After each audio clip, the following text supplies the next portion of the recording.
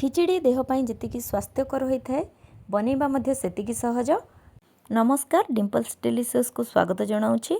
चलतु प्रस्तुत करवा आज बिना पियाज रसुणर मुग डाली खिचड़ी। तो प्रथमे एठी मु गोटे कप चाउल नहीं जाइए, एटा मु अरुआ चाउल नहीं। आपड़ जदि चाहिए आमर बासुमती चाउल नहीं पारे। गोटे कप चाउल को मुझे भल भाव धोई नहीं। ग्राम रे जदि मापिबे एटा आमर पाखापाखि 200 ग्राम हम। एठी मसला प्रस्तुत करने मु गोटे चामच जीरा नहीं जाइए, गोटे बड़ टुकड़ा 1 इंचर अदा को छोट छोट काटी नहीं जाइए, 3टी मु कंचा लंका नहीं। जदि आपको आहरी राग भल ताले राग, गोटे बड़ कटा होता टमाटो को दे आम या भल भाव पेस्ट बनईदबा। तापर गैस ऑन करी गोटे कड़ई एठी मु गरम करछि। मु आज सब माटी कड़ई रे प्रस्तुत करछि। माटी कड़ई रे मु बारंबार कहे तेल बाहर, तो मु प्रथमे से तेलटा को एक्स्ट्रा जो हमर तेल बाहर से पोछि देबी। एठी मु 1/3 कप मु डाली नहीं, जोटा कि ग्राम रे हमर पाखापाखि 100 ग्राम हम डाली हम। डालीटा को जेहेतु एटा कंचा डाली, तो आम ताको भल भाव भाजी नबा किछि समय पई। तार कलर चेंज होला पर्यंत आम भाजी नबा। मुग डालीटा को भाजिला बेले तार बहुत बढ़िया स्मेल आसी था। देखो आमर टिके टिके कलर चेंज हो आसलानी। तो एबे आम गोटे बाउल ले ताको ट्रांसफर करि नबा। बाउल ले ट्रांसफर कर सारा परे ताको आम आवश्यक मुताबक पानी नहीं ताको हल्का हाथ रे 1 ରୁ 2 थर ताको भल भाव वाश करि नबा।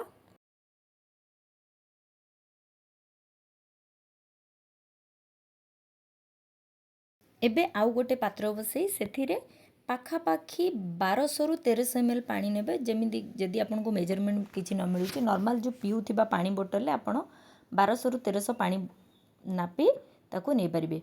से पानी देला परे एठी गोटे बड़ चामच मु हळदी नहीं जाइए। तापर आम किसी समय पई पानी फुटिबा गरम हवा पई छाड़देबा। पानी आमर अल्प गरम हो सारा परे एठी आम भाजिकी रखिथिबा जो मुग डाली को देदेबा। कारण मुग डाली आमर डालीटा टिके सिझिबा पई बहुत टाइम नहीं थाए, चाउल टिके जल्दी हो जाइथिबा। सेथिपई आम डाली को देई ताको भल भाव एठी घोड़े नबा किछि समय पई। देखंतु आमर डाली एबे बहुत भल भाव फुटी आसिलानी।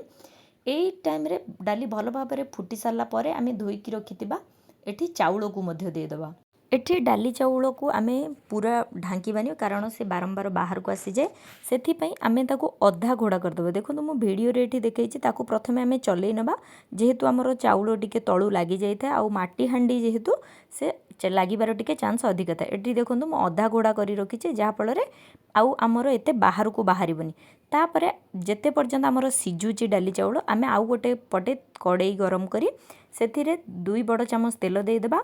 आपणक मनपसंद कौनसी भी ड्राई फ्रुट्स नहीं जाइए। एठी मु गोटे बड़ माने मुठा भरिकी मु किसमिस नहीं जाइए। किसमिस गुड़ी भल भाव भाजी आम गोटे प्लेट को काढ़ी नबा। जदि आपण काजू बादाम आपणक मनपसंद जो भी ड्राई फ्रुट्स नहीं पारिबे। तापरे एठी आमर किसमिस गुड़ी को काढ़ी सारा परे 3 ରୁ 4ଟି तेजपत्र को देदेबा। सेई तेल रे ही 3 ରୁ 4ଟି तेजपत्र, 3 ରୁ 4ଟି सुखिला लंका दे ताको भल भाव भाजी नबा। जदि वीडियो भल लगुच लाइक कमेंट शेयर करूँ। जदि चैनल नुआ अच्छा प्लीज सब्सक्राइब करूँ। भल भाव तेजपत्र आमर लंका भाजी सारा पर आम जो प्रस्तुत करी रखिथिबा मसला बटा को अल्प अल्प करी देदेबा। कारण आमर तेल बहुत गरम थाए, तो फुटी कि ऊपर मध्य पड़ी थाए। सेथिपई एठी अल्प अल्प देबा। पुणी आम जो ग्राइंडर को धोईकी भल भाव आउ टिके देदेबा। मसला बटा को दे सारा परे एठी गोटे छोट चामच हळदी जेहेतु आम प्रथम देइथिले बहुत माने गोटे छोट चामच भी बहुत कम हळदी गुंड, गोटे बड़ चामच मुठी काश्मीरी लंका गुंड नहीं जाइए। मसला गोटाई आम कषि नबा जमीती कि आमर मसलार तेल अलग हो। फुटुथिबा जो खिचड़ीर मिश्रण से आम आणिके मसला को ढाली नबा। मसला को ढाली एठी आम मसला को भल भाव मिसई नबा। तापरे आवश्यक मुताबक लुण देदेबा। आउ जदि आपंक एठी गोटे बड़ चामच मु चीनी व्यवहार करछि। जदि आपंक मिठा खिचड़ी खाइबाकू भल लगे ताहले एठी 2 ରୁ 3 चामच मध्य चीनी व्यवहार करि परिबे। मु बास टेस्ट को बैलेंस करबा पई एठी गोटिए बड़ चामच ही चीनी देइथिली। एई सब को भल भाबरे आमे मिसई ताकू किछि समय पई पुणी फुटिबा पई छाड़ी देबा।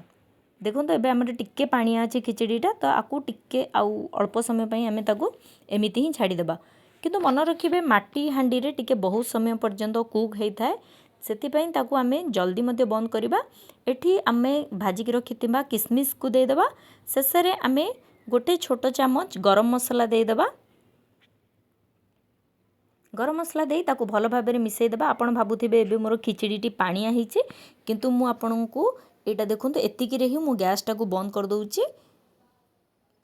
ଏବେ ଦେଖନ୍ତୁ ମୁଁ ଆପଣଙ୍କୁ ଆର କନସିଷ୍ଟେନ୍ସି ଦେଖାଉଛି। ଆଉ ଗୋଟେ 5 ମିନିଟ୍ ପରେ ପୁଣି ଆର କନସିଷ୍ଟେନ୍ସି ଦେଖେଇବି।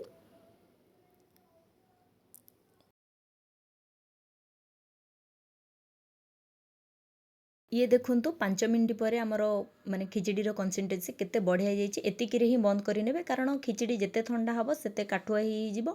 ଏଇ ଟାଇମ୍ରେ ହିଁ ଆପଣ ଆକୁ ଗରମ ଗରମ ସର୍ଭ କରି ନିଅନ୍ତୁ ପାମ୍ପଡ଼ କିମ୍ବା ଦହି କିମ୍ବା ଆଳୁ ଭଜା କିମ୍ବା ବାଇଗଣ ଭଜା ସହିତ ଖିଚଡ଼ିଟି ଖାଇବାକୁ ବହୁତ ବଢ଼ିଆ ଲାଗେ। ଧନ୍ୟବାଦ।